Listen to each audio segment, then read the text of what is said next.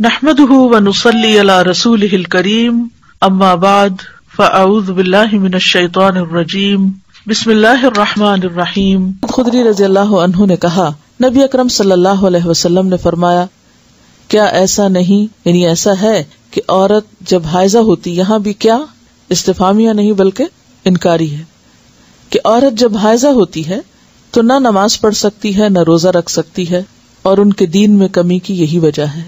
اسے بخاری نے روایت کیا ہے۔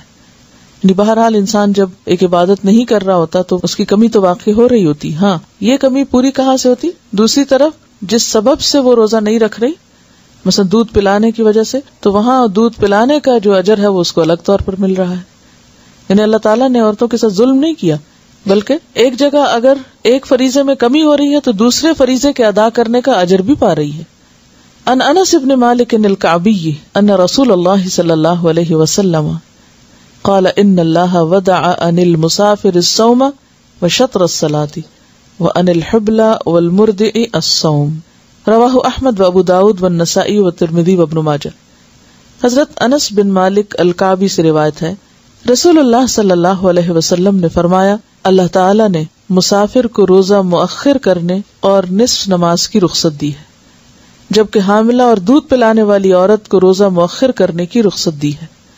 یعنی ویسے تو یہ رخصت کس کے لیے ہے؟ روزہ بعد میں رکھنے کی، مسافر کے لیے یا مریض کے لیے، لیکن حاملہ مریض تو نہیں ہوتی، یا دودھ پلانے والی نہ مسافر ہوتی ہے نہ مریض ہوتی ہے، تو ان دونوں کو بھی بعد میں روزے رکھنے کی اجازت ہے۔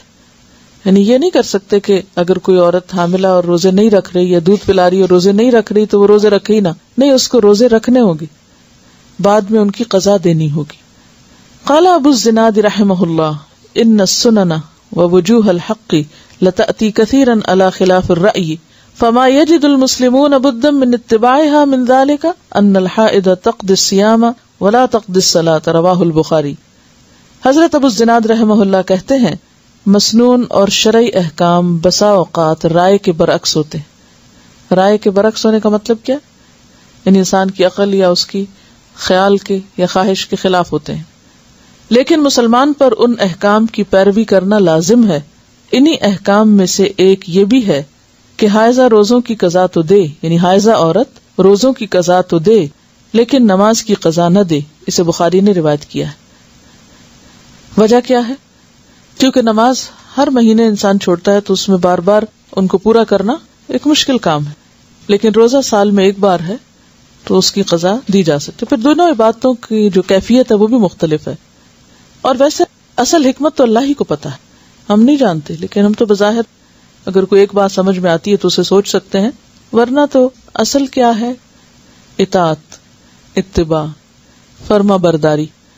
روزہ رکھ لو، رکھ لیا، کہا چھوڑ دو، چھوڑ دیا، نماز پڑھو، پڑھ لی، چھوڑ دو، چھوڑ دی، قضا کرو، کر لی، نہیں کرو، نہیں کی۔ تو اصل حکم کیا ہے؟ فرما برداری، بات ماننا، کیونکہ کسی کام کے کرنے یا نہ کرنے کی اپنی جگہ ایک اہمیت ہے، لیکن زیادہ اہمیت کس بات کی ہے کہ ہمارا رجحان کس طرف ہے، اللہ کی بات ماننے کی طرف یا نہ ماننے کی طرف۔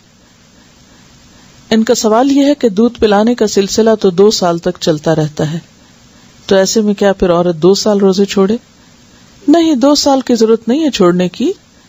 ایک وقت ایسا ہوتا ہے کہ جب بچہ بہت چھوٹا ہوتا ہے اور اس کی ساری غذا صرف ماں کا دودھ ہوتی، وہ ابھی کچھ کھا نہیں سکتا۔ جب بچے بہت چھوٹے ہوتے ہیں نا، جیسے کم از کم 4 مہینے تک عام طور پہ بچے کو کوئی اور سالڈ فوڈ یا بعض اوقات پانی تک بھی نہیں دیا جاتا، تو وہ کمپلیٹلی ماں پہ ڈیپینڈنٹ ہوتا ہے۔